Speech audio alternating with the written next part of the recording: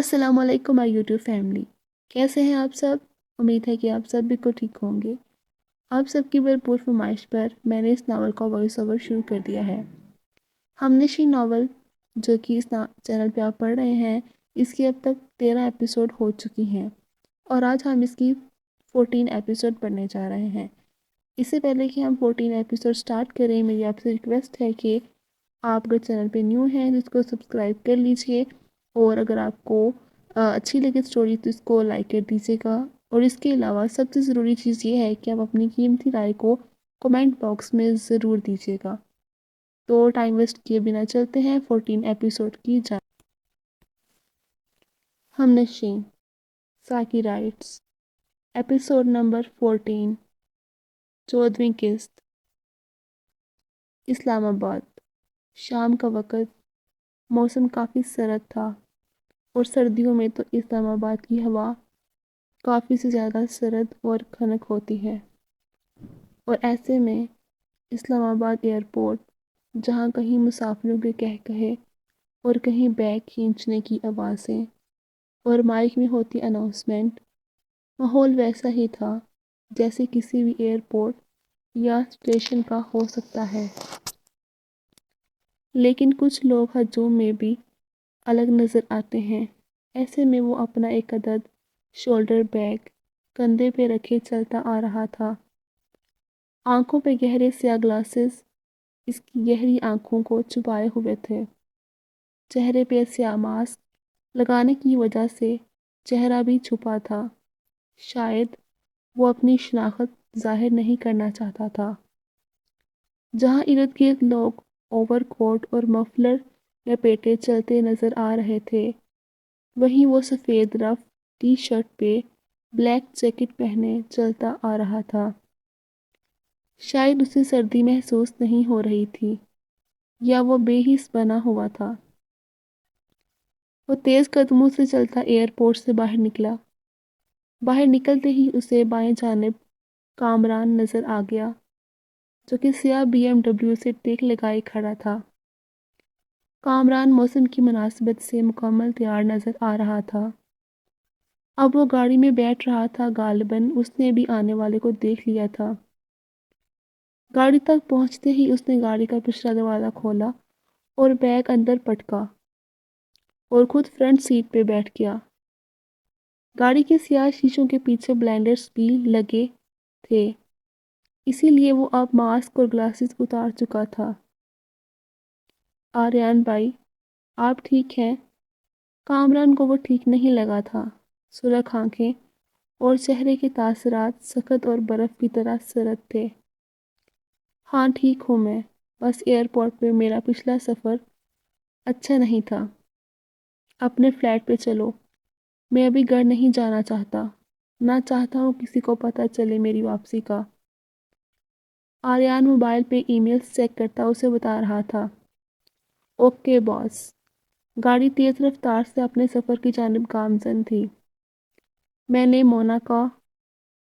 کامران آریان کو کچھ بتانا چاہ رہا تھا، لیکن اسے چپ ہونا پڑا کیونکہ وہ کانوں میں ایئر بڈز لگا رہا تھا۔ مطلب وہ ابھی بات کرنے کے موڈ میں نہیں تھا۔ وہ گاڑی کی رفتار بڑھاتا ایک نظر آریان کی طرف دیکھتا اپنی منزل کی طرف رواں تھا۔ وہ آریان کو پچھلے 2 سال سے جانتا تھا۔ جب آریان لندن سے واپس آیا تھا، تب سے آج تک وہ اس کا ہر خفیہ کام کرتا تھا۔ کسی کی معلومات نکلوانی ہو یا کسی کے کمپیوٹر یا موبائل ہیک کرنے ہوں، وہ سب کرتا تھا۔ آریان اور اس کی پہلی ملاقات کار کے شو روم میں ہوئی تھی، جہاں وہ پارٹ ٹائم جاب کیا کرتا تھا۔ وہ ان دنوں اپنے باپ کے آپریشن کے لیے پریشان تھا۔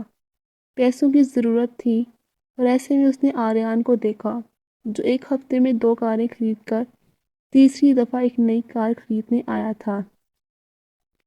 اس نے سوچ لیا تھا کچھ بھی کر کے آنے والے کے پیسے یا گاڑی چوری کر لے گا۔ اسی شام وہ بائک پہ ایک نکلی پستول اور ایک دوست کے ساتھ آریان کا پیچھا کرتا کسی سنسان جگہ پہنچ گیا۔ گاڑی میں آریان اکیلا تھا اور وہ دونوں تھے، لیکن وہ یہ نہیں جانتے تھے کہ سامنے ہے کون۔ کامران نکلی پستول دکھاتا آریان سے موبائل اور والیٹ مانگ رہا تھا۔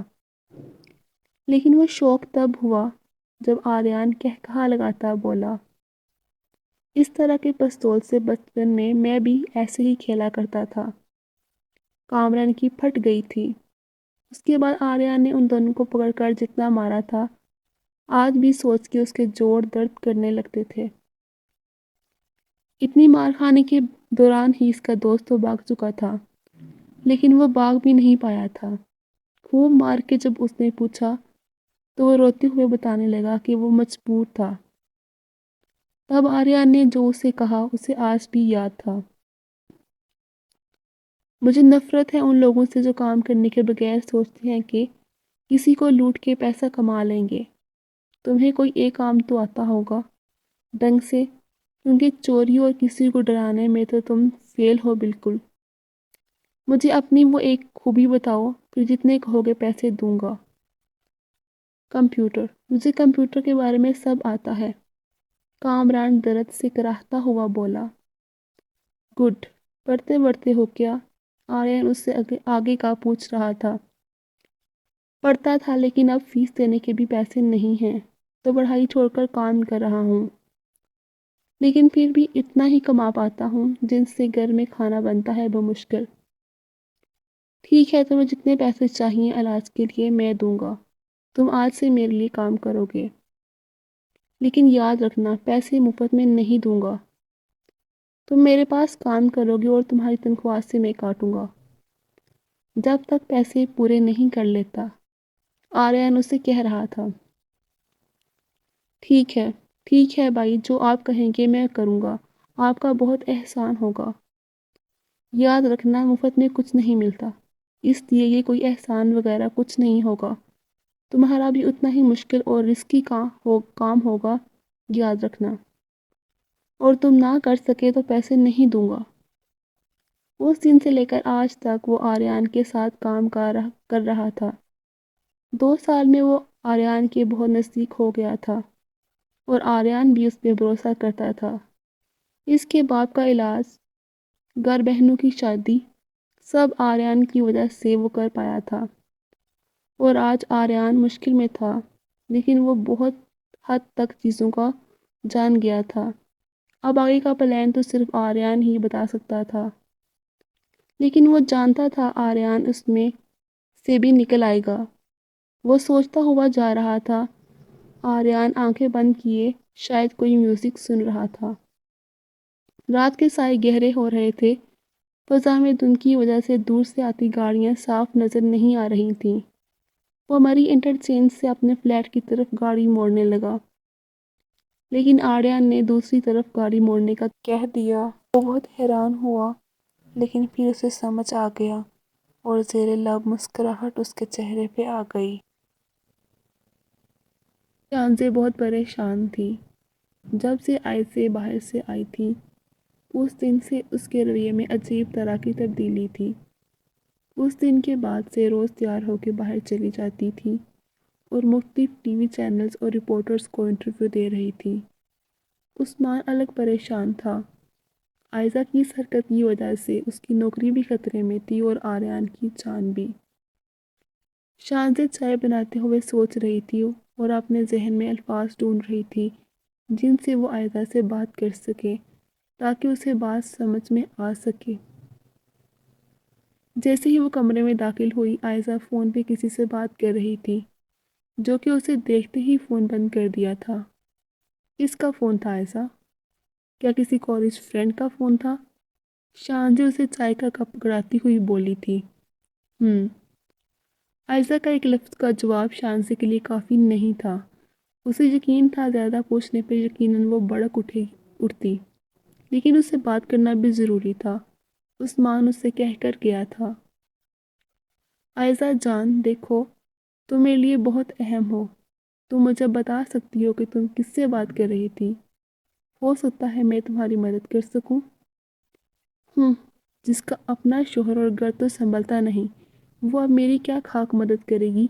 مجھے سب پتا ہے۔ آج کل عثمان آپ کو شیشے میں اتار رہا ہے، نہ خود کو اور آریان کو بچانے کے لیے۔ اس لیے زیادہ خوش مت ہوں، آپ کو وہ پہلے کی طرح گھر میں پڑی ایک چیز سے زیادہ اہمیت نہیں دے گا۔ وہ تمسکرانہ نظروں سے اسے دیکھتی زہر اگل رہی تھی اور شانزی اسے یکٹک دیکھ رہی تھی۔ اسے یقین نہیں ہو رہا تھا کہ وہ اس کی ہی بہن تھی۔ آئزہ چلتی ہوئی اس کے سامنے کھڑی مسکراتے ہوئے شانزی کے کندھے پہ ہاتھ رکھتی اور کچھ کہنے جا رہی تھی۔ او آپی، اب مجھ سے کیسا پردہ؟ میں جانتی ہوں شوہر کی قربت کیا ہوتی ہے، اور اگر شوہر من پسند ہو تو کیا ہی بات ہوتی ہے۔ دل چاہتا ہے رات کبھی ختم نہ ہو اور نہ شوہر ایک لمحے کو دور ہو۔ اور آپ کے معاملے میں تو شوہر بات تک نہیں کرتا تھا، تو یقیناً آپ کے جسم کی طلب بھی بڑھتی ہوگی۔ اور اب جب آپ کا شوہر ہر رات آپ کے جسم کی طلب پوری کر دیتا ہے تو آپ کا مجھ سے سوال جواب تو کرنا بنتا ہے نا۔ کہیں ایسا نہ ہو کہ پھر سے آپ کے بدن کی آگ بھڑکتی رہے اور آپ کا شوہر آپ کو بھول جائے۔ آئزہ چٹاک شانزی کی برداشت بس یہیں تک تھی۔ مجھے شرم آ رہی ہے کہ تم میری بہن ہو۔ کیا کچھ نہیں کیا میں نے تمہارے لیے، اور کیا کچھ نہیں کر رہی میں اب بھی تمہارے لیے، اور تم کیا بکواس کر رہی ہو؟ تم مجھے یہ سب کہہ رہی ہو تو پھر میں تمہیں کیا کہوں؟ بتاؤ تم کیسی عورت ہو؟ بتاؤ عدت میں ہوتے ہوئے تم جا کے مردوں سے باتیں کرتی ہو اور ٹی وی پہ بیٹھ کے جو انٹرویو تم دے رہی ہوتی ہو، کبھی اس کے نیچے لوگوں کی باتیں لکھا کرو۔ کوئی کہتا ہے کہ یہ کیسی بیوی ہے جو عدت میں یہ سب کرتی پھر رہی ہے، اور کوئی کہتا ہے کہ تم نے خود ہی اپنے شوہر کو قتل کروایا ہوگا۔ عثمان نے کہا تھا کہ وہ دیکھ لیں گے سب، لیکن تم سے صبر نہیں ہوا۔ میں صبر کرتی رہوں تاکہ آپ کا شوہر اور وہ آریان جو میرے ولی کے قاتل ہیں وہ آزاد پھریں۔ مجھے اپنے شوہر کو انصاف دلانا ہے، اور اس کے لیے میں ہر حد تک جانے کے لیے تیار ہوں، سمجھی آپ؟ اور آپ جیسی بے وقوف عورت میں نے نہیں دیکھی اب تک۔ وہ عثمان آپ کو بے وقوف بنا رہا ہے، یاد رکھیں۔ آئزہ چیخ کے بولی تھی۔ وہ وہی سب کہہ رہی تھی جو حاشر اسے بتا رہا تھا۔ بس کر دو اور تم ہر حد چلی جاؤ گی۔ مجھے بھی اب اس بات پر یقین ہو رہا ہے۔ یہ سنتے ہی آئزہ شانزی کو چپتی ہوئی نظروں سے دیکھنے لگی تھی۔ اس کی بات کا مطلب سمجھ گئی تھی وہ، لیکن شانزی بھی رکی نہیں، وہ مزید کہہ رہی تھی۔ کل تک صرف آریان قاتل تھا اور آج عثمان بھی ہو گیا، کل کو میں بھی قاتل ہو جاؤں گی۔ تمہیں جو کوئی بھی یہ پٹی پڑھا رہا ہے نا، ہو سکتا ہے کہ وہی قاتل ہو، سمجھی تم؟ شانزی تو بول کر چلی گئی تھی۔ آئزہ کو وہ سمجھا نہیں سکتی تھی، یہ اسے سمجھ آ گیا تھا۔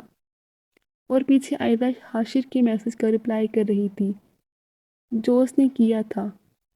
حاشر اسے ڈنر پہ بلا رہا تھا، اسے کوئی ضروری بات کرنی تھی۔ پہلے تو وہ منع کر رہی تھی کہ دن کے وقت ملنا چاہیے، تب وہ ضروری بات بتائے، لیکن اب وہ جلد سے جلد اس سے ملنا چاہتی تھی، اس لیے وہ اپنے آنے کا میسج کر چکی تھی اور اب اسے تیار ہونا تھا۔ وہ گیلے بالوں کو تولیے میں لپیٹے ڈریسنگ مرر کے سامنے کھڑی تھی، شاید ابھی وہ نہا کر نکلی تھی۔ مہرون نائٹی میں اس کا گورا بدن بے حد حسین لگ رہا تھا۔ اس کے دودھیا بازو اور دودھیا سراہی دار گردن اور نائٹی جو کہ اس کی پنڈلیوں تک تھی اور برہنہ پنڈلیاں عیاں ہو رہی تھیں۔ جن دنوں وہ زخموں پہ مرہم لگاتی ہوتی تھی تب وہ ایسے ہی نائٹی پہن لیا کرتی تھی، اور اب وہ عادی ہو گئی تھی۔ وہ نائٹی میں زیادہ کمفرٹیبل محسوس کرتی تھی، اور ویسے بھی وہ ستمگر تو جب سے گیا تھا پلٹ کے دیکھا تک نہیں تھا۔ رحمت آپا شروع میں تو ناراض رہتی تھی، لیکن اب وہ بھی اس کی حالت دیکھ کر ٹھیک ہو گئی تھی۔ وہ ہیئر برش لے کر بال سلجھانے لگی تھی۔ سامنے نظر آتا اس کا عکس وہ خود ہی دیکھ کر پریشان ہو گئی تھی۔ آنکھوں کے گرد ہلکے پڑ رہے تھے، چہرہ خواہ خواہ میں زرد ہو رہا تھا۔ خود کو ایسے دیکھ کر ایک بار پھر اس کی آنکھوں میں نمی آ گئی تھی۔ وہ ایک حسین رات اس کی زندگی کی ساری تکلیفوں سے زیادہ حسین تھی، لیکن وہ تو محبت کا دعوے دار تھا، اور پھر ذرا سی بات پہ چھوڑ کے چلا گیا۔ تبھی کمرے کی لائٹ چلی گئی اچانک سے۔ وہ جو آنسو بہانے میں مگن تھی ایک دم خوف زدہ ہو گئی، کیونکہ اتنے دنوں میں آج پہلی دفعہ لائٹ گئی تھی۔ ابھی وہ رحمت آپا کو آواز دینے ہی لگی تھی کہ کسی کا مضبوط ہاتھ اس کے منہ کی ہر آواز کو دبا گیا۔ اس کی جان نکل رہی تھی۔ کون تھا وہ؟ ایک لمحے کو اس کا ذہن آریان کی طرف گیا، لیکن آریان کا پرفیوم یہ نہیں تھا۔ یہ شخص تو گلوز پہنے ہوئے تھا، اور تبھی آنے والے شخص نے اسے دیوار کے ساتھ پن کیا اور اس کے ہاتھوں کو باندھ دیا، اس کی حسین آنکھوں پہ پٹی باندھ دی۔ جو کوئی بھی تھا پوری تیاری کے ساتھ آیا تھا۔ وہ اپنے آپ کو اس سے آزاد کروانے کی کوشش کر رہی تھی، لیکن کوئی فائدہ نہیں ہوا۔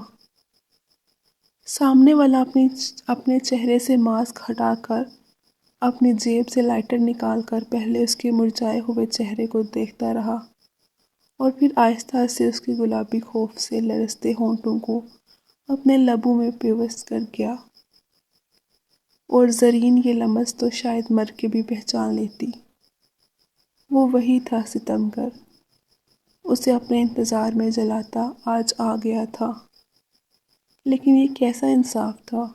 وہ اس کی حسن سے خود کو سیراب کر رہا تھا، اور وہ اسے دیکھ بھی نہیں سکتی تھی، چھو بھی نہیں سکتی تھی، لیکن اب وہ اپنی ہر مذمت چھوڑ چکی تھی۔ زرین کو اس کا یہ انداز بھی اچھا لگ رہا تھا، لیکن وہ اس کا ساتھ نہیں دے رہی تھی۔ جانتی تھی اگر وہ جان گیا کہ اسے پتہ چل گیا ہے تو شاید واپس چلا جاتا، اس لیے خود کو کنٹرول کرنے لگی۔ وہ اب اس کے چہرے سے سفر کرتا، اس کی گردن میں چہرہ چھپائے اپنے لبوں کی چھاپ جو رہا تھا، اور وہ سسک بھی نہیں پا رہی تھی، کیونکہ اس کے گلابی ہونٹوں پہ تو اس کا بھاری ہاتھ تھا جو گلوز میں قید تھا۔ اور پھر اسے اپنے سینے پہ اس کی داڑھی اور مونچھیں چبھنے لگیں۔ شاید وہ کافی دن سے شیو نہیں کر پایا تھا۔ وہ اس کے برے رویے کا بدلہ اس کے جسم پہ اتار رہا تھا، اس کے نرم نازک غبار پہ اپنا سخت بھاری ہاتھ پھیرتا، کبھی انہیں دبوچ لیتا۔ زرین سے اب کھڑا ہونا ممکن نہیں تھا، اور تبھی اس ستمگر نے اس کے منہ کو آزاد کیا اور گلوز اتار کر اس کی رانوں پہ سختی سے ہاتھ پھیرنے لگا۔ تبھی زرین کو یاد آیا کہ وہ نائٹی کے نیچے کچھ بھی پہن نہیں پائی تھی۔ وہ اپنا مضبوط ہاتھ آگے کو لے جاتا اس کے نرم سے حصے کو اپنی گرفت میں لینے لگا۔ اپنی 2 انگلیاں اندر کر چکا تھا، جس سے اس کے لبوں سے ایک درد بڑی سسکی نکلی۔ تبھی وہ اسے لیتا بستر پہ آ گیا اور ایک جھٹکے سے اس کی نائٹی کو بھی لباس سے جدا کر دیا۔ اس کے گیلے بالوں سے گرتی بوندیں اس کے جسم پہ کسی موتیوں کی طرح سفر کر رہی تھیں۔ اس کے بال اس کے سینے پہ گر رہے تھے، جن سے گرتی بوندیں شبنم کے قطروں کی طرح اس کے گول غباروں سے آہستہ سے سفر کرتی پیٹ پہ موجود اس چھوٹے سے سوراخ پہ جا گرتی، اور کچھ بوندیں اس کی ٹانگوں کے درمیان کہیں جا کر گم ہو جاتی۔ وہ اپنا لائٹر آن کر کے اس حسین نظارے کو دیکھ رہا تھا، اور پھر وہ پاگلوں کی طرح اس پہ ٹوٹ پڑا۔ اس کے انگ انگ پہ اپنی شدتیں لٹاتا گیا، اور پھر اس کی ٹانگیں کھولتا، اس کی کمر کے نیچے ایک تکیہ رکھتا، اس کے نازک سے گلابی حصے میں اپنا سخت ہتھیار کو غائب کر گیا۔ زرین اس میٹھے سے درد پہ بہت سسکی، اور اس کے لبوں سے غیر ارادتاً اسی ستمگر کا نام نکلا۔ وہ حیران ہو گیا تھا، کیا وہ اسے پہچان گئی تھی؟ شاید اسی لیے وہ ایک لفظ بھی نہیں بول رہی تھی اور نہ مزاحمت کر رہی تھی۔ کتنا اچھا لگتا تھا نا اس کے لبوں سے آریان سننا، اس کا ہر سانس کے ساتھ اوپر نیچے ہوتا سینہ، اور گیلے بالوں سے ٹپکتی بوندیں اور دودھیا ملائم بدن اس کی جان لے رہا تھا۔ وہ پاگل یوں ہی نہیں ہو گیا تھا، کوئی وجہ تو تھی نا۔ وہ زور زور سے اپنے مضبوط ہتھیار کو اندر باہر کر رہا تھا، اور ہر بار وہ پہلے سے زیادہ سسکتی اور اس کی سسکیاں کسی شراب کے نشے سے بھی زیادہ نشیلی تھیں۔ وہ اپنے مضبوط ہتھیار کو سارا باہر نکالتا اور پہلے سے بھی زیادہ شدت سے اندر کرتا، جس پہ وہ اور سسکتی اور چیختی رہی، لیکن وہ اس کی حسن سے خود کو سیراب کرتا گیا اور آخر کار وہ طوفان تھم ہی گیا۔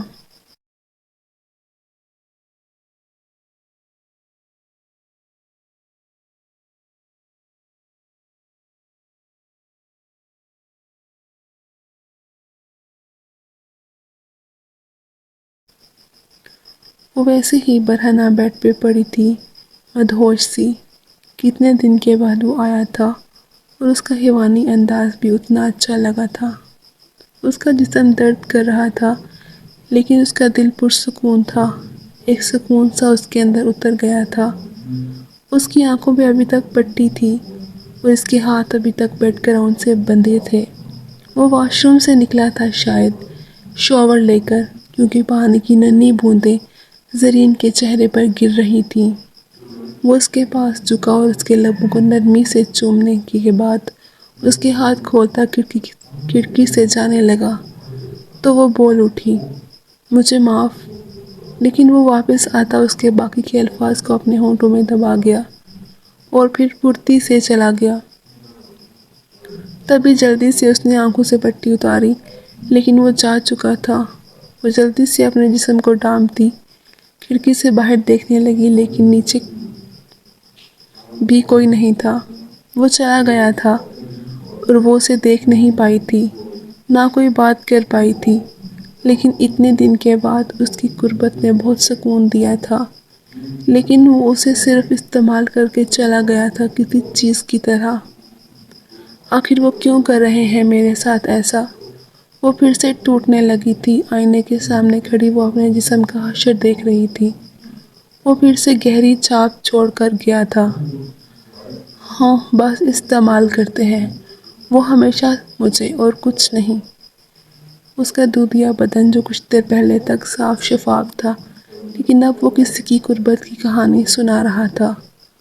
وہ کپڑے لیتی واش روم میں گھس گئی تھی، کیونکہ ابھی اسے باہر جا کر رحمت آپا سے بھی پوچھنا تھا، شاید وہ بھی اس سازش میں شامل ہوں۔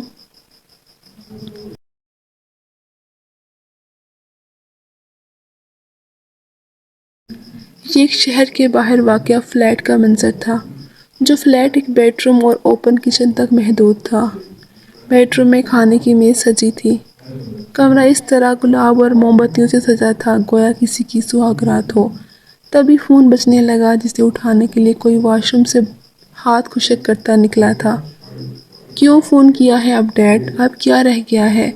ایک بار کہہ دیا ہے کہ رات کی پارٹی میں نہیں آ سکتا تو نہیں آ سکتا ہوں میں۔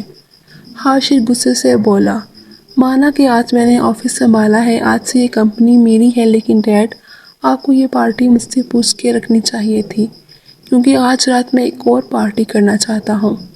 آخری فکرہ وہ بہت معنی خیز انداز میں کر رہا تھا، اور تبھی دوسری جانب سے نہ جانے کیا کہا گیا کہ وہ قہقہا لگا کر ہنسا، اور پھر فون بند کر دیا گیا، اور خود وہ وال میرر میں خود کو دیکھتا بالوں پہ جیل لگانے لگا۔ کیا ولید، تم نے اتنی گرم لڑکی سے شادی بھی کر لی اور کھیل بھی لیا، لیکن اپنے بھائی کو پوچھا بھی نہیں؟ اچھا نہیں کیا نا تم نے، اسی لیے مجھے یہ سب کرنا پڑا، لیکن ٹینشن نہ لو، تمہاری پیاری بیوی کو درد نہیں ہوگا اگر تم ٹھیک سے اس کے اندر انٹری کر پائے ہو تو۔ وہ کمینگی سے مسکراتا تصور میں ولید کی لاش سے مخاطب ہو رہا تھا، لیکن وہ یہ نہیں جانتا تھا کہ اس کی شیطانیت کے زیادہ دن نہیں رہے تھے اب اگر شہر سے تھوڑا دور کسی قصبے میں جاؤ تو بستی سے باہر ایک سنگل سٹوری چھوٹا سا مکان ہمیں نظر آتا ہے، جو باہر سے دیکھنے میں معمولی اور غیر ضروری محسوس ہوتا ہے، لیکن جب ہم اندر آئیں تو اندر کا ماحول بے حد پرسکون تھا۔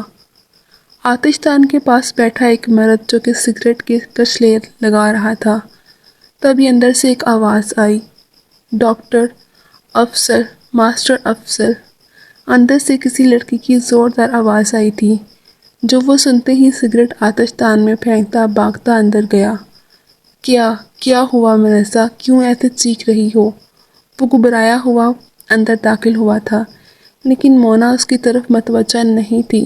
وہ بستر پہ پڑے ولید کے بے جان وجود پہ جھکی ہوئی تھی۔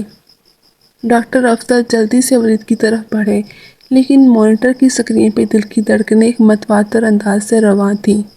بظاہر تو سب نارمل تھا۔ وہ سوالیہ نظروں سے مونا کی طرف دیکھنے لگا۔ آخر وہ کیوں چیخی تھی؟ افضل، بات سنو، ابھی تھوڑی دیر پہلے اس نے اپنی انگلی ہلائی تھی۔ میں نے خود دیکھا۔ میں نے اس طرح سے اس کا ہاتھ پکڑا اور اس نے اپنی یہ والی انگلی ہلائی۔ مونا ولی کا ہاتھ دوبارہ پکڑتی اس کی شہادت کی انگلی کو ہلا رہی تھی، اور ڈاکٹر افضل کچھ دیر تو حیران نظروں سے اسے دیکھتا رہا۔ پھر وہ بہت آہستہ سے بولا، تم باہر چلو، بتاتا ہوں تمہیں۔ یہاں شور مت کرو، اس کی طبیعت بگڑ جائے گی۔ وہ مونا کا بازو پکڑتا اسے باہر لے آیا اور دروازہ بند کر دیا۔ وہ واپس آتش دان کے پاس بیٹھا، ایک اور سگریٹ سلگا چکا تھا۔ میں کیا کہہ رہی ہوں اور تم کیا کر رہے ہو؟ بتاؤ، وہ کب تک ٹھیک ہوگا؟ میں تمہارے پاس اس لیے آئی تھی کہ ہو سکتا ہے کہ تم اب کی بار میرا بھروسہ نہ توڑو، لیکن تم اب بھی… مونا اس کے سر پہ کھڑی چلا رہی تھی۔ اسے افسر کا یہ انداز بہت برا لگ رہا تھا۔ ابھی وہ اور بھی بہت کچھ کہتی مگر وہ اس کا بازو پکڑتا اسے اپنے سامنے بٹھا چکا تھا۔ ویسے جو میں نے تمہارے ساتھ کیا اس کے بعد تمہیں مجھ میں بھروسہ نہیں کرنا چاہیے تھا، اگر آپ کر لیا ہے تو شک مت کرو، اور جو ہوا اسے بھول نہیں سکتی ہو تم، اگر تو میں بھی نہیں۔ بس کر دو، یہ سب بکواس سننے نہیں آئی ہوں میں یہاں۔ مجھے بتاؤ وہ ٹھیک کب ہوگا؟ مونا اس کی بات سننا نہیں چاہتی تھی۔ 16 سال کی عمر میں اس کی عزت اور اس کے یقین کی دھجیاں اڑانے والا وہی قاتل تھا۔ تو پھر ٹھیک ہے، سنو، میں نے تمہیں پہلے بھی کہا ہے کہ اس کا ہاسپٹل جانا بہت ضروری ہے۔ میں یہاں زیادہ کچھ نہیں کر سکتا ہوں، اور ویسے تو بالکل بھی نہیں جیسے تم مجھ پہ شک کر رہی ہو۔ اور تم نے خود ہی کہا تھا کہ اس کی بیوی بھی ہے، تو تم ایسا کرو، اسے یہاں لے آؤ۔ ایسی حالت میں مریض کے پاس کوئی اپنا ہونا چاہیے جس سے انسان سب سے زیادہ اٹیچ ہو۔ تم سمجھ رہی ہو نا، اس طرح وہ جلدی ریکور کرے گا۔ کیا کروں میں؟ مفت کی مصیبت سنبھالتی پھر رہی ہوں۔ ٹھیک ہے، میں پھر سے کوشش کروں گی، لیکن تب تک تم بھی یہ کوشش کر سکتے ہو۔ مونا سخت اکتائی ہوئی تھی۔ آریان مل نہیں رہا تھا اور حاشر اس پہ بہت نظر رکھے ہوئے تھا، اور دلاور ہوس کا پجاری جسے بس ایک ہی چیز نظر آتی تھی اور وہ اس کے پیچھے پڑا ہوا تھا۔ کاش کہ تم 2 کلاسیں مزید پڑھ لیتی تو تم مجھ سے یہ نہ کہتی۔ خیر، قصور تمہارا بھی نہیں ہے، صرف میرا ہے، لیکن قصور تمہاری تربیت کا تھا۔ تمہاری ماں… بس اس سے آگے ایک لفظ نہیں۔ میں اور میری ماں جو بھی ہیں یہ میرا ذاتی معاملہ ہے، اور میں ایک طوائف کی طرح بن کے بھی بہت خوش ہوں۔ میرے چہرے پہ کوئی نقاب نہیں ہے، سنا تم نے؟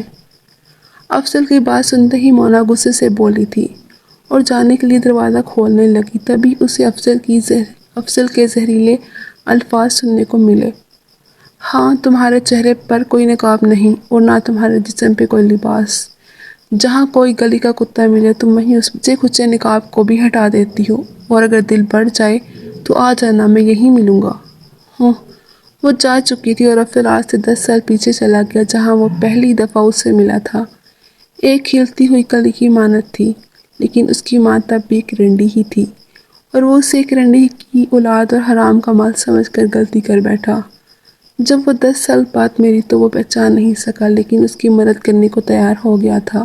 شاید کہیں اندر ہی وہ ایک شرمندگی محسوس کرتا تھا۔ وہ رحمت آپا کے پاس بیٹھی رات کا کھانا کھا رہی تھی، تبھی اس نے محسوس کیا کہ رحمت آپا اسے غور سے دیکھ رہی تھی، لیکن وہ کیا دیکھ رہی تھی؟ تبھی اس نے بھی غور کیا۔ وہ اس کی گردن پہ غور سے دیکھ رہی تھی، جیسے کچھ انہونا دیکھ لیا ہو۔ If if Aryan! جلدی سے وہ اپنی گردن کو مفلر سے کور کر چکی تھی۔ مطلب رحمت آپا جس طرح حیران ہو رہی تھی، انہیں بھی نہیں پتا تھا کہ وہ آیا تھا۔ اب انہیں کیا سمجھاتی کہ اس نے کوئی اس سے زبردستی باندھ کے اس کے جسم سے کھیلا گیا۔ اور پھر زبردستی بھی نہیں تھی، اسے بھی اچھا لگ رہا تھا۔ ہاں، اس نے چہرہ نہیں دیکھا تھا، نہ اسے چھو کر محسوس کیا تھا، لیکن وہ جانتی تھی کہ وہی تھا، لیکن وہ یہ بات کسی کو سمجھا نہیں سکتی تھی۔ کیا رحمت آپا اسے کوئی غلط لڑکی سمجھ رہی تھی، جیسے ڈراموں میں ساس بہو پہ شک کرتی ہے اور تو ظلم بھی کرتی ہے؟ اگر وہ آریان نہ ہوئے تو وہ سب ان کے جیسا ہی تو کر رہا تھا، وہ ہی اس طرح کرتے ہیں، لیکن اگر رحمت آپا نے انہیں بتا دیا اور وہ نہ ہوئے تو وہ یہ سوچ کے ہی پریشان ہو گئی تھی، لیکن اس کے جسم کے مخصوص حصوں میں جلن ہو رہی تھی، اس کے سینے کے نازک اوبار سے لے کر ٹانگوں کے درمیان بھی درد تھا، لیکن دل پرسکون تھا کہ آج میں بھی ان سے فون سے بات کر لوں اور ان سے پوچھ لوں، لیکن کیا اگر انہوں نے منع کر دیا تو؟ اگر انہوں نے بھی مجھے چھوڑ دیا پھر تو میں ان کے بغیر کیسے رہوں گی؟ وہ سونے کے لیے جاتے ہوئے سوچ رہی تھی، اس کی حالت رونے والی ہو رہی تھی، لیکن وہ اب آریان کو چھوڑ نہیں سکتی تھی، یہ تو طے تھا۔ دوسری طرف آریان کامران کے ساتھ اس کے گھر پہنچ چکا تھا۔ کامران پیزا آرڈر کر رہا تھا اور وہ کھڑکی سے باہر دیکھتا کچھ دیر پہلے کا منظر یاد کر رہا تھا۔ کتنا روکا تھا نا خود کو اس کے قریب جانے سے، لیکن کیا ہوا؟ ایک لمحے کا بھی صبر نہیں ہو سکا۔ وہ آنکھیں بند کر کے ان لمحات میں گم تھا جو اس کی زندگی کا حاصل تھے۔ بے پناہ محبت کسے کہتے ہیں وہ اب سمجھ گیا تھا۔ اس کی قربت سے زیادہ سکون اور نشہ کسی چیز میں نہیں تھا۔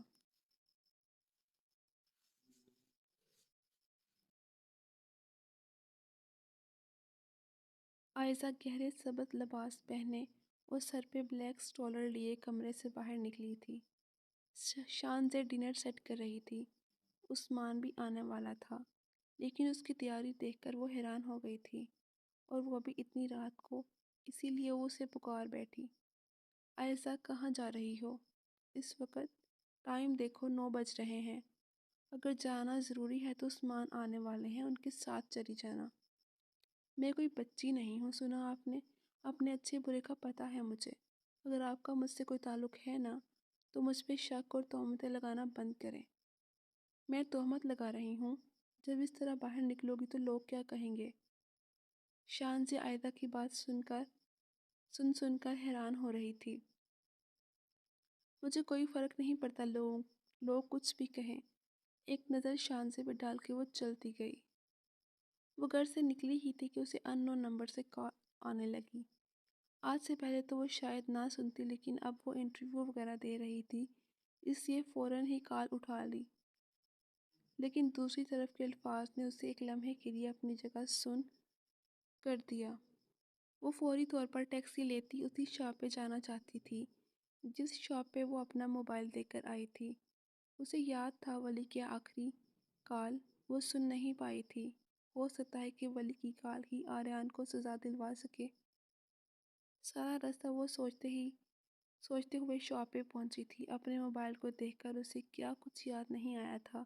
وہ گزرے ہوئے لمحات، اس فون پہ کی جانے والی فون کالز، فون میں ساری یادیں موجود تھیں۔ حاشر نے اسے پک کرنا تھا، اسی لیے وہ مطلوبہ سٹاپ پہ کھڑی ہی تھی کہ وہ آ گیا۔ ایک لمحے کو تو وہ جھجکی رات کی اس پہر ایک اجنبی مرد کی گاڑی میں بیٹھتے ہوئے، لیکن وہ بیٹھ گئی اور حاشر ایک بھرپور مسکراہٹ کے ساتھ اس کا استقبال کر رہا تھا۔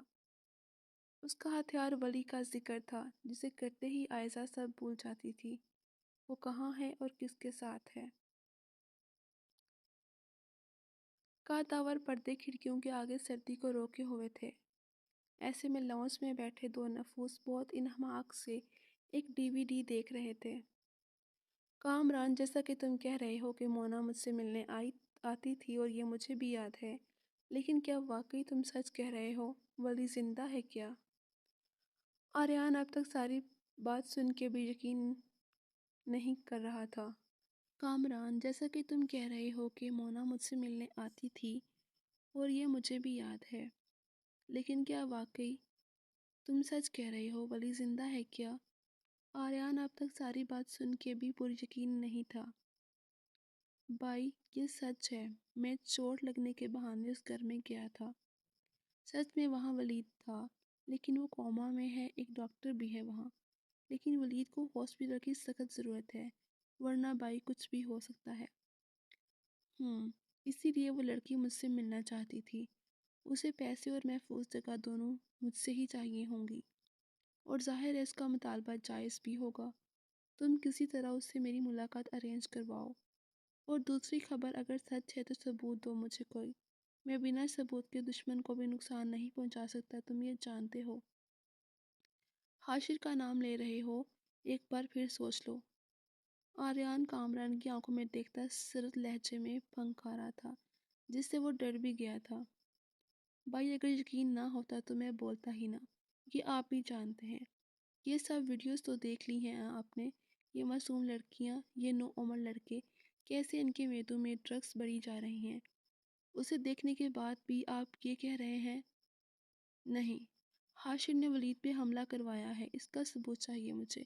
یہ سب میں جانتا ہوں، بہت ہے حاشر کو زندہ دفن کرنے کے لیے، لیکن کیا گارنٹی ہے کہ دلاور حاشر کا ہی آدمی ہے؟ کیونکہ آریان خان زادہ کبھی بنا ثبوت کے اور یقین کے کچھ نہیں کرتا، دشمنی بھی نہیں۔ بھائی یہ دلاور کی اور حاشر کے باپ کی 4 سال پرانی تصویریں ہیں، تب سے اب تک یہ دلاور کو صرف تب ہی ملتا ہے جب کسی کا قتل ہوتا ہے۔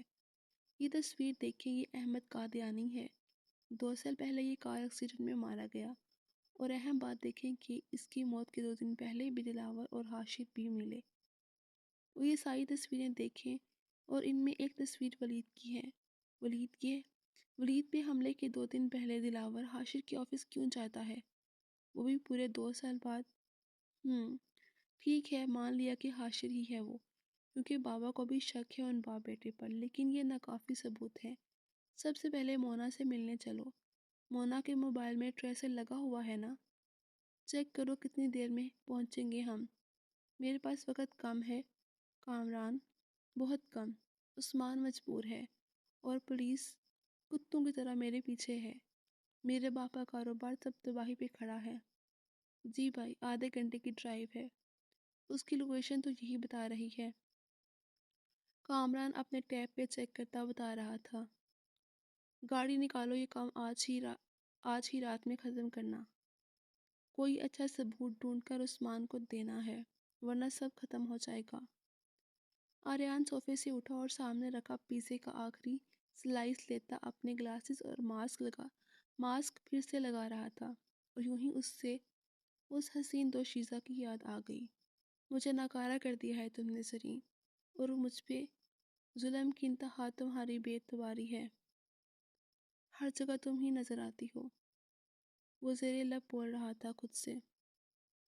کیا مجھ سے کچھ کہا ہے بھائی آپ نے؟ کامران نے شاید اس کی آواز سن لی تھی، لیکن اس کی آنکھوں میں ناچتی شرارت بتا رہی تھی، صرف آواز نہیں، الفاظ بھی سن لیے تھے۔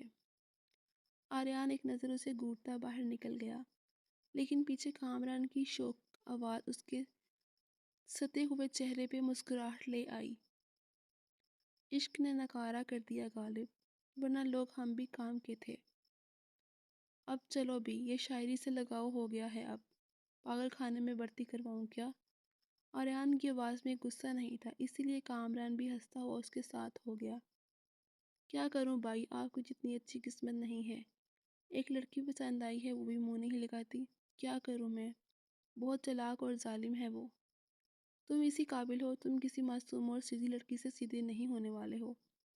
وہ دونوں اچھے دوست بھی تھے، لیکن دوستی آریان کے اچھے موڈ پہ منحصر تھی، اور کامران اس کے موڈ کو ٹھیک کرنا بھی جانتا تھا۔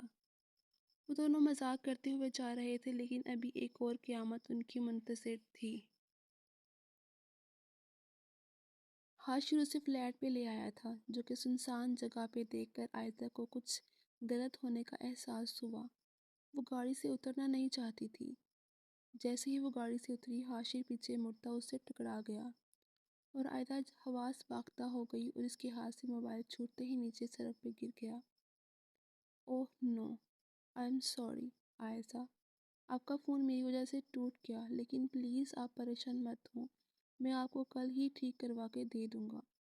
اور وہ موبائل اٹھا کے گاڑی میں رکھ دیا۔ چلیں آپ اندر چلتے ہیں، آپ کو بڑی کے بارے میں بہت امپورٹنٹ دکھانا بھی ہے اور بتانا بھی۔ ہم ولی کے قاتل کے بہت نزدیک ہیں۔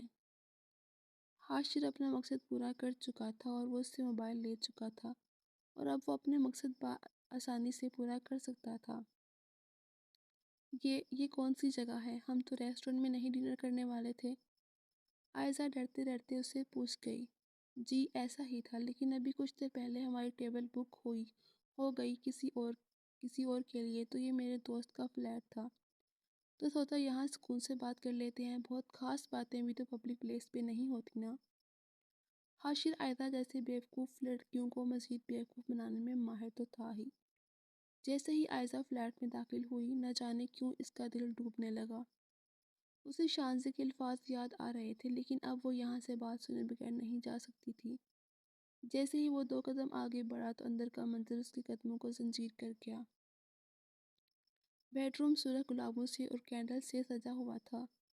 وہ ڈر کے سوالیہ نظروں سے حاشر کو دیکھنے لگی، جو کہ پہلے سے ہی اسے اپنی ہوس بھری نظروں سے سر تا پیر سکین کر رہا تھا۔ ارے آپ ڈرے مت، ولی میرا بھائی تھا اور آپ اس کی بیوی ہیں، میرا مطلب ہے کہ میں معذرت چاہتا ہوں، یہ سب دوست نے کروایا ہے، اس کی آج شادی ہے نا، ابھی 1 گھنٹے میں وہ یہاں آ جائے گا اپنی دلہن کے ساتھ، اور 1 گھنٹے میں ہم بات کر لیں گے، آپ پریشان نہ ہوں، یہاں بیٹھے میں ابھی آتا ہوں۔ حاشر اپنی میٹھی زبان سے چھریاں چلا رہا تھا اور آہستہ آہستہ عائزہ اس کی قید میں آتی جا رہی تھی، جہاں سے واپسی کا کوئی رستہ نہیں تھا۔ حاشر کے جانے کے بعد وہ اپنی اور ولی کی پرانی تصویریں دیکھنے لگی۔ اسے ولی کو دیکھ کر اکیلے ہونے کا احساس نہیں ہوتا تھا۔ تبھی وہ ریکارڈنگ اس کے سامنے آ گئی جس سے وہ سننے لگی، کیونکہ حاشر بھی تو اسے ولی کے بارے میں اہم راز بتانے والا تھا۔ وہ ریکارڈنگ چلنے لگی اور ساتھ میں اس کی جان بھی جانے لگی۔ ولی کی ڈری ہوئی آواز، اور وہ بار بار آریان کو بچانے کی باتیں کر رہا تھا۔ حاشر مار دے گا مجھے، آریان کے بابا کو بھی اور آریان کو بھی، ہم سب کو بھی۔ کیا تھا یہ سب؟ وہ اتنے دنوں سے اپنے شوہر کے قاتل کے ساتھ گھوم رہی تھی اور ابھی بھی وہ اسی کے ساتھ تھی۔ اس نے بھاگنا چاہا لیکن دیر ہو چکی تھی۔ حاشر سامنے کھڑا سرخ آنکھوں سے اسے دیکھ رہا تھا۔ یہ وہ حاشر نہیں تھا جس سے وہ ملی تھی، یہ تو کوئی درندہ تھا، لیکن اب کوئی رستہ نہیں تھا، کوئی جائے پناہ نہیں تھی۔ انجام سامنے تھا، کسی ٹوٹے ہوئے زرد پتے کی طرح۔ سکندر صاحب اس وقت اپنے آفس میں بیٹھے تھے جب انٹرکام پہ وہاب ہمدانی کے آنے کی خبر ملی۔ وہ اس سے ملنا نہیں چاہتے تھے، لیکن پھر کچھ سوچ کے اسے اندر بلوا ہی لیا۔ تھوڑی دیر بعد ہی وہاب ہمدانی اندر داخل ہو گیا تھا۔ میرے ذہن میں ابھی شیطان کا نام ہی آیا تھا کہ تمہارا پتہ چلا۔ اپنے مانوس قدم میرے آفس میں ڈالنے کے پیچھے کیا میری فیکٹری کے بعد آفس میں آگ لگانی ہے؟ سکندر صاحب ریوالونگ چیئر پہ بیٹھے پیچھے کو ٹیک لگائے سگار کا کش لیتے ہوئے بولے، آگ تو لگے گی، چاہے اب کی بار تمہارا آفس ہو یا پھر تمہارا گھر ہو، کیونکہ میں شیطان ہوں نا۔ ویسے میں تمہیں ایک بات بتاؤں، شیطان تو میرا بیٹا ہے، میں تو بس اس کا معصوم سا باپ ہوں۔ وہاب ہمدانی اپنا غلیظ قہقہہ لگاتا سامنے پڑے سکندر صاحب کے سگار کے کیس سے ایک سگار لے کر انہی کے لائٹر سے جلانے لگا۔ لائٹر اچھا ہے، لیکن کافی پرانا ہے نا، غالباً یہ تمہیں زیبا نہیں تمہاری سالگرہ پہ دیا تھا۔ وہاب ہمدانی نے پرانی داستان کو چھیڑ دیا تھا۔ نام مت لو اپنی گندی زبان سے اس معصوم کا۔ کیوں نہ نام لوں اس کا؟ بیوی تو وہ میری تھی، جیسے چاہے نام لوں اس کا۔ تم بتاؤ، تم کیوں آج تک اس کے نام کی مالا جپتے ہو؟ بیوی تک تمہاری تو سنبھل نہیں رہی تم سے۔ کون سی بیوی جسے مار مار کے سڑک پر پھینک دیا تھا؟ یہ بھی خیال نہیں کیا کہ وہ ماں بننے والی ہے۔ اس کے قاتل تم ہو۔ سکندر صاحب زیبا کی اس حالت کے گواہ تھے، کیسے وہ تڑپتی ہوتی تھی۔ بچہ کس کا تھا؟ تمہارا؟ تمہاری بیوی نہیں تو اسے تمہاری باہوں میں دیکھا تھا، نہ جانے کیا کچھ کرتے رہے ہو تم اس کے ساتھ، اور الزام مجھ پہ دے رہے ہو۔ وہاب ہمدانی اپنے اندر کی غلاظت کو ایک معصوم اور پاک عورت پہ نہ لگاؤ جو اس دنیا میں ہی نہیں ہے۔ تمہارے ساتھ اس کی شادی میرے باپ نے اس لیے نہیں کی تھی کہ تم اسے مار ہی ڈالو۔ سکندر خان زادہ اب کے غصے میں بلند آواز میں بولے تھے۔ ہاں، اس بد کردار عورت نے ایک دن تمہیں نہیں بلایا، مجھے شوہر کبھی سمجھا نہیں۔ تمہارے جیسا عیاش مرد تو باہر سے رنگ رلیاں مناتا ایک گوری لے آیا اور وہ بد کردار اور پاگل عورت میرے سر تھوپ دی۔ دفع ہو جاؤ یہاں سے ورنہ دھکے دے کر نکلواؤں گا۔ تو جیسا گھٹیا انسان کو میں کچھ بتانا ضروری نہیں سمجھتا، نہ ہی تو منہ لگانے کے قابل ہے۔ اپنے بیٹے کو بھی سنبھال، میرے آریان کا پیچھا چھوڑ دے ورنہ وہاب ہمدانی جانتا ہوگا تو کہ میں سکندر ہوں، سکندر خان زادہ، مجھے کمزور مت سمجھنا۔ سکندر صاحب اب کی کرسی سے اٹھتے چلا کر بولے تھے، ان کی برداشت یہیں تک تھی۔ میں کون سا یہاں رہنے آیا ہوں، میں ویسے بھی ایک پارٹی میں جا رہا ہوں۔ میں تو آخری بار تجھ سے ملنے اور تیری بھیانک شکل دیکھنے آیا تھا۔ آخر کار ہے تو میری بیوی کا یار ہی، اور بیوی کا یار تو اپنا دشمن ہی ہوتا ہے، اور میں اپنے دشمنوں کو زمین پر چلنے کے قابل نہیں چھوڑتا۔ وہاب ہمدانی ڈکی چھپی دھمکی دیتا نکل گیا تھا۔ باہر نکلتے ہی وہ دلاور کو اس کا آخری کام آج ہی نپٹانے کا آرڈر کر چکا تھا، اور اندر سکندر صاحب اپنی کرسی پہ گرنے کے انداز سے بیٹھ گئے۔ پتہ نہیں، آج صبح سے ہی کچھ بے چین سی حالت ہو رہی تھی۔ تبھی فون آنے لگا۔ وہ بے دلی سے فون سننے لگے، لیکن سنتے ہی ان کا چہرہ غصے سے لال ہو گیا۔ آریان واپس آ گیا تھا، وہ بھی بنا بتائے۔ اس لڑکے کو سکون نہیں ہے، یہ لڑکا مجھے جینے نہیں دے گا۔ جس کام سے منع کرو آج تک وہی کیا ہے۔ وہ خود سے بولتے ہوئے اپنا موبائل اور والیٹ لے کر باہر نکل گئے۔ عائزہ کو گھر سے نکلے ہوئے 2 گھنٹے ہو گئے تھے اور اب اس کا نمبر بھی آف جا رہا تھا۔ شانزیں پریشانی سے ٹہل رہی تھی۔ کیا کروں میں اس کا؟ پاگل ہو گئی ہے، پتہ نہیں کس کے اشاروں پہ چل رہی ہے۔ وہ خود سے باتیں کر رہی تھی، اس لیے عثمان کو آتا نہیں دیکھ سکی۔ کیا زمین نے کوئی غلطی کر دی ہے، یا پھر اتنا تیز چل کر ماڈل جیسا فگر بنانا چاہتی ہو؟ جان۔ عثمان شانزے کو پیچھے سے اپنی باہوں میں لیٹا اس کے کان میں سرگوشی کر رہا تھا۔ لیکن میں تمہیں بتاؤں، مجھے ماڈل جیسا فگر نہیں پسند۔ ہر انسان کی الگ پسند ہوتی ہے، مجھے تو اس طرح کا بڑا سا سب پسند ہے۔ وہ ایک ہاتھ اس کے موٹے اوباروں پر اور ایک ہاتھ اس کے کونوں پہ پھیرتا بول رہا تھا۔ اور شانزیں حیران ہو رہی تھی، پہلے تو کبھی وہ ایسا نہیں کہتا تھا، اور ابھی وہ اس کے لمس کو اپنے اندر جذب ہی کر رہی تھی کہ اسے عائزہ کے بارے میں بتانا یاد آ گیا۔ عثمان، مجھے کچھ بتانا ہے۔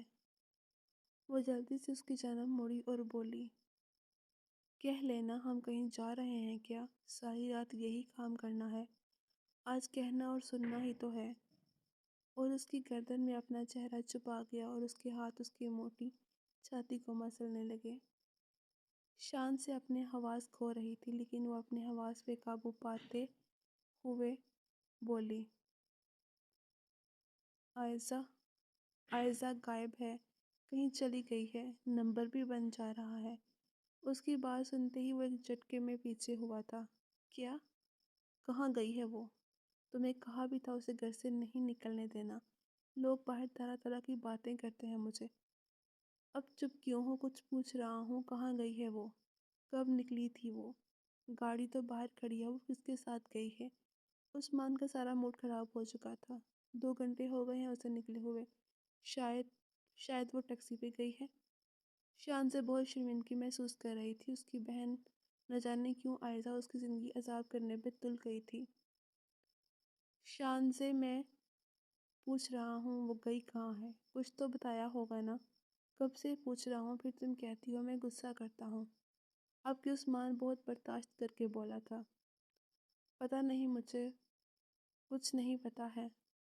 اس نے مجھے کچھ بھی نہیں بتایا ہے عثمان، مجھے معاف کر دے، میں اس کا خیال نہیں رکھ پائی۔ پتہ نہیں وہ ایسے کیوں کر رہی ہے۔ آخر میں وہ بات کرتے ہوئے رو دی تھی۔ اچھا رو مت، سب ٹھیک ہو جائے گا، میں ڈھونڈ لیتا ہوں اسے۔ وہ اسے تسلی دیتا باہر لان میں چلا گیا تھا، شاید کسی سے فون پہ بات کرنے۔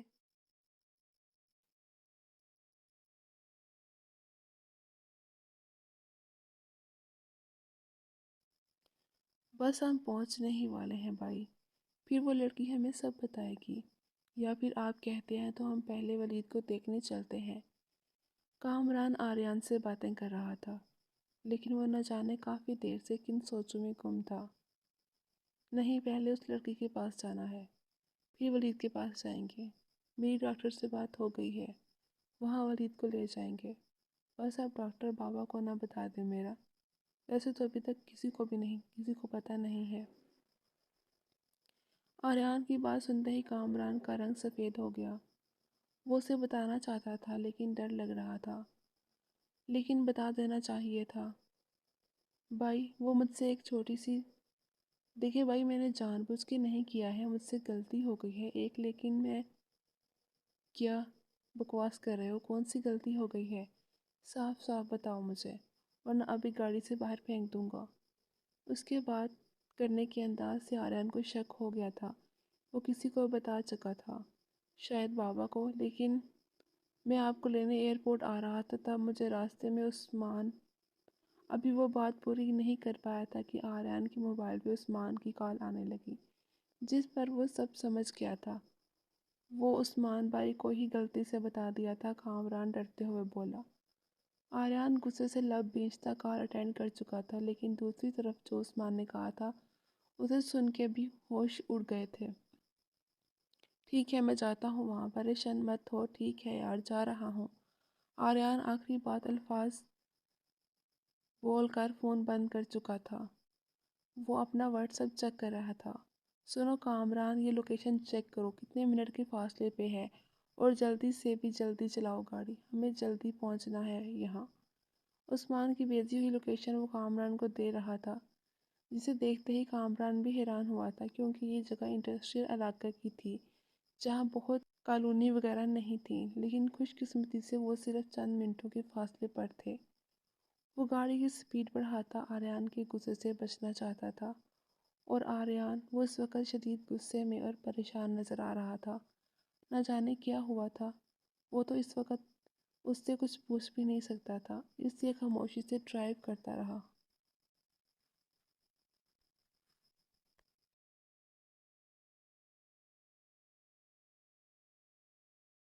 تم گھٹیا انسان، تم ہو میرے ولی کے قاتل، تم نے مارا ہے اسے، میں تمہیں جان سے مار دوں گی۔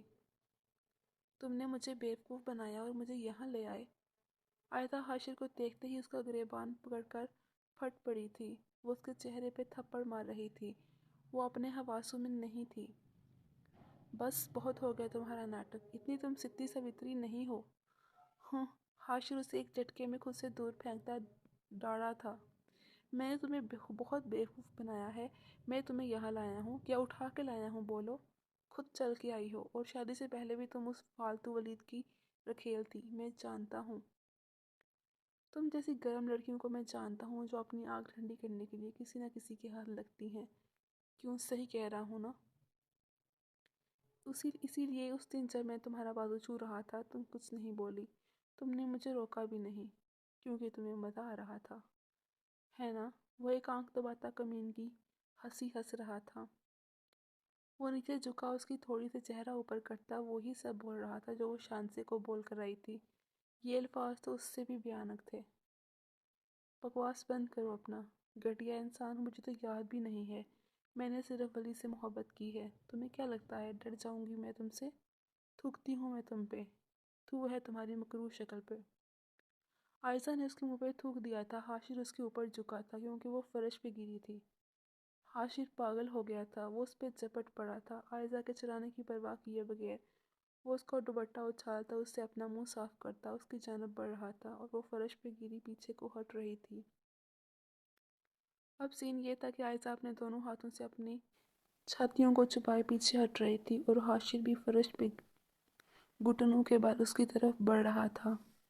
اور پھر اچانک ہی حاشر نے اس کے دونوں ٹانکوں کو اپنے ہاتھوں کی مضبوط گرفت میں لے لیا۔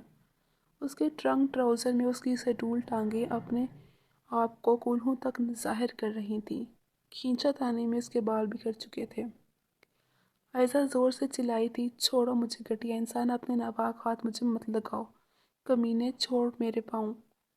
وہ زور سے اپنی ٹانگوں کو ہلا رہی تھی اور ساتھ میں چیخ رہی تھی، اچھا میری جان، چھوڑ دیتا ہوں، میں نے تمہیں رکھ کر کرنا بھی کیا ہے، لیکن پہلے تمہیں بتا تو دوں کہ گھٹیا انسان کرتا کیا ہے۔ ہاں بتاؤں تمہیں؟ اور ایک گندا کہا۔ اس وقت حاشر بالکل ایک پاگل وحشی لگ رہا تھا اور ایک دم زور سے اس کے تنگ ٹراؤزر کو کھینچ لیا، جو کہ اترا تو نہیں لیکن بری طرح سے پھٹ گیا۔ عائشہ کی قمیض ایک طرف ہو جانے کی وجہ سے اب ٹراؤزر پھٹ جانے کی وجہ سے اس کا انڈر ویئر بھی نظر آ رہا تھا۔ عائشہ رونے لگی تھی جبکہ حاشر اس کی یہ حالت دیکھ کر اونچے کہے لگا رہا تھا، دیکھو پلیز مجھے چھوڑ دو، میں عدت میں ہوں، میں اپنے شوہر سے بے وفائی نہیں کر سکتی ہوں۔ واہ واہ، تالیاں بھئی، دیواروں تالیاں بجاؤ، سدھی سویتری کہہ رہی ہے کہ وہ عدت میں ہے۔ حاشر کہے لگاتا ساتھ میں تالیاں بجا رہا تھا۔ عائشہ کے رونے میں اضافہ ہونے لگا۔ واہ کیا ٹانگیں ہیں تمہاری، مزہ آ جائے گا آج تو۔ ولید نے ایسے ہی نہیں اپنی رکھیل سے شادی کر لی ہے نا، کچھ تو خاص ہوگا نا۔ حاشر اس کی ٹانگوں پہ ہاتھ پھیرتا اس کے انڈر ویئر کو فوکس کرتا آخری بات کہہ رہا تھا، آج یہ مزہ میں بھی چکھوں گا، تم پریشان کیوں ہو رہی ہو؟ ارے گھر جا کے عدت منا لینا۔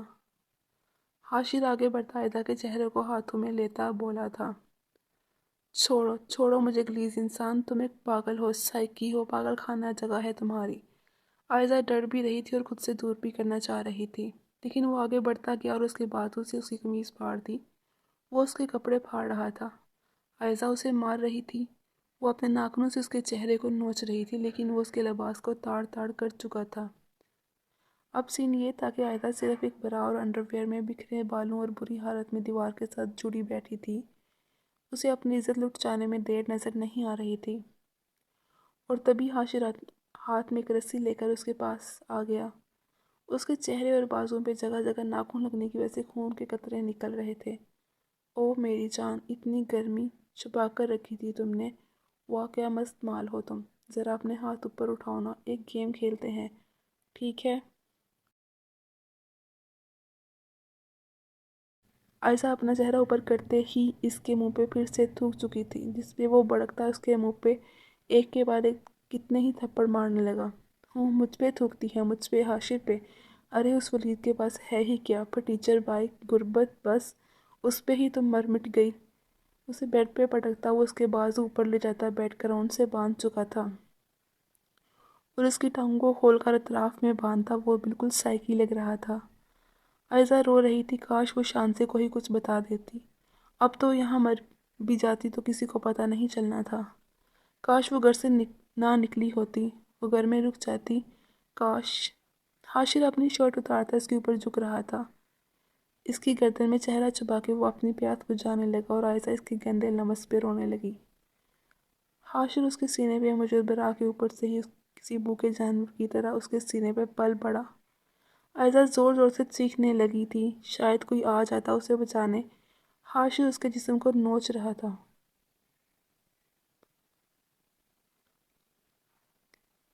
لیکن تب ہی عائشہ کی سنی گئی، کیونکہ آریان اور کامران چیخوں کی آواز سنتے دروازہ توڑ کر اندر آ گئے تھے۔ حاشر بھی شور پر پیچھے ہٹا تھا، لیکن آریان کو دیکھ کر وہ ایک لمحے کو خوفزدہ ہو گیا تھا۔ ذلیل کمینے، لعنتی حرام خور، تجھے کیا سمجھا اور تو کیا نکلا؟ گھٹیا انسان، تو نے اپنے ہی دوست کو مار ڈالا اور اب اس کی بیوی کے ساتھ۔ آریان حاشر کو دیکھتے ہی اس پر حملہ آور ہو گیا تھا، وہ اس پہ مکے اور ٹھڈے برساتا جا رہا تھا۔ عائشہ یہ سب دیکھ کر اتنا خوفزدہ ہوئی تھی کہ بے ہوش ہو چکی تھی۔ کامران جلدی سے آگے بڑھا اور عائشہ کی بری حالت دیکھ کر اسے افسوس ہوا، وہ جلدی سے اس کے جسم کو بیڈ شیٹ سے ڈھانپ چکا تھا۔ حاشر نیچے فرش پہ تھا اور آریان اس پہ جھکا اس پہ مکے برسا رہا تھا۔ وہ جنونی ہو رہا تھا، وہ حاشر کو مار دینا چاہتا تھا۔ کامران یہ دیکھ کر جلدی سے آریان کو پیچھے کرنے لگا، بھائی بس کریں، یہ مر جائے گا، بھائی پلیز چھوڑیں اسے بھائی۔ کامران آریان کو پکڑ رہا تھا، لیکن وہ اس سے سنبھل نہیں رہا تھا۔ حاشر کی حالت بری طرح خراب ہو چکی تھی، آریان کے سر پہ خون سوار تھا۔ کامران آریان کو ہٹا رہا تھا، جس کی وجہ سے آریان کی گرفت حاشر پہ کمزور ہوئی، تو اس نے موقع کا فائدہ اٹھاتے ہی بیڈ کے نیچے پڑی ہاکی آریان کے سر پہ دے ماری، جس سے ایک لمحے کو کامران بھی چکرا گیا اور آریان کے سر سے خون نکلنے لگا۔ حاشر موقع کا فائدہ اٹھاتا باہر بھاگا تھا۔ باہر اس کی گاڑی کھڑی تھی، وہ گرتا پڑتا گاڑی تک پہنچ کر یہاں سے بھاگ گیا تھا۔ عثمان بھی پہنچ گیا تھا، لیکن اندر کا منظر دیکھ کر وہ حیران رہ گیا تھا۔ آریان کے سر سے خون بہہ رہا تھا اور وہ کامران کو مار رہا تھا، اور حاشر تو کہیں تھا ہی نہیں، اور بیڈ پہ پڑی عائزہ اس کے لیے باعث شرمندگی بنی ہوئی تھی۔ وہ جلدی سے آگے بڑھا اور کامران اور آریان کے درمیان آ گیا۔ وہ پولیس فورس لے کر نہیں آیا تھا، یہ معاملہ اس کے گھر کی عزت کا تھا۔ کامران کی ہونٹ اور ناک سے خون بہہ رہا تھا، اور آریان اب بھی غصے میں چلا رہا تھا، اس نے بھگا دیا ہے اسے، ورنہ آج ہی اسے اریسٹ کرتے۔ اب کیا کروں میں؟ اس نے کچھ اور کر دیا تو؟ اگر اسے پتہ چل گیا کہ ولی زندہ ہے تو پھر؟ آریان کے ان الفاظ نے عثمان کو بھی شاکڈ کر دیا تھا۔ وہ عائزہ کے بازو اور ٹانگیں کھول چکا تھا۔ کیا ولید زندہ ہے آریان؟ سچ بتاؤ، ولید زندہ ہے کیا؟ کہاں ہے وہ؟ عثمان بھی دبے دبے جوش سے بول رہا تھا۔ ہاں، مجھے نہیں پتا کہاں ہے، صرف تھوڑا سا جواب۔ کامران ڈرتے ڈرتے آریان کے سر پر بیڈ شیٹ تھوڑی سی پھاڑ کر باندھ رہا تھا۔ عائزہ ابھی تک بھی ہوش تھی۔ عثمان بہت پریشان ہو رہا تھا، وہ اسے اس حالت میں ہاسپٹل نہیں لے کر جا سکتا تھا۔ عثمان، انہیں تم میرے پینٹ ہاؤس لے جاؤ، گھبراؤ مت، میری بیوی ہے وہاں، وہ انہیں کوئی لباس دے دے گی، اور پھر ہسپتال لے جانا، پاس ہی ہے، 10 منٹ کی ڈرائیو پہ، تمہارا گھر کافی دور ہے، زیادہ دیر کی تو کہیں نروس بریک ڈاؤن نہ ہو جائے۔ جب آریان نے اپنی بیوی کہا تو عثمان شرمندہ ہو گیا۔ کیا کچھ نہیں سوچتے تھے وہ اس لڑکی کے بارے میں؟ اس کی خوبصورتی پہ اس کی بھی تو نظر تھی، حاشر کی طرح کتنے الزام نہیں لگائے اس پہ، اور وقت نے اسے سچا ثابت کر دیا۔ اور وہ کیسے اسے میری بیوی کہہ رہا تھا؟ کیا واقعی اسے محبت ہو گئی تھی؟ یہ وہ آریان تو نہیں تھا جو کچھ عرصہ پہلے تھا۔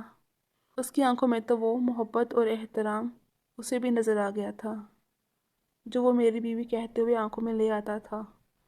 کامران گاڑی ڈرائیو کر رہا تھا اور آریان ساتھ بیٹھا تھا۔ پیچھے عائزہ کو سہارا دیتا عثمان بیٹھا تھا۔ عثمان اپنے اندر ہی اندر شرمندہ ہو رہا تھا، سب غلط رویے یاد آ رہے تھے، اور حاشر ایسا کر سکتا تھا اسے یقین نہیں ہو رہا تھا۔ لیکن ولی زندہ تھا، یہ بہت تھا۔ بیوقوف عائزہ نے کیا کر دیا تھا خود کے ساتھ اور ولید کے ساتھ؟ رات گہری ہو رہی تھی، دھند بھی گہری ہو رہی تھی، ٹھنڈ بڑھ رہی تھی۔ تبھی آریان کا فون بجنے لگا، جو کہ وہ بے دلی سے اٹھا چکا تھا۔ دوسری طرف کی خبر جان نکالنے والی تھی۔ سکندر صاحب کا ایکسیڈنٹ ہو گیا تھا، ان کی گاڑی کی بریک فیل تھی اور وہ اس وقت ایمرجنسی میں تھے۔ آریان کی بات سنتے ہی عثمان اور کامران بھی چونک گئے تھے۔ وہ سب جانتے تھے کہ یہ ایکسیڈنٹ تو نہیں تھا، آگے ایک نئی آزمائش آریان کے لیے تیار تھی۔ جب سے اس نے محبت کرنا شروع کی تھی، اس کی مشکلات اور آزمائشیں ختم نہیں ہو رہی تھیں۔ وہ دعا کر رہا تھا کہ یہ اب اس کی آخری آزمائش ہو، لیکن کسے پتہ تھا آگے کیا ہونے والا تھا۔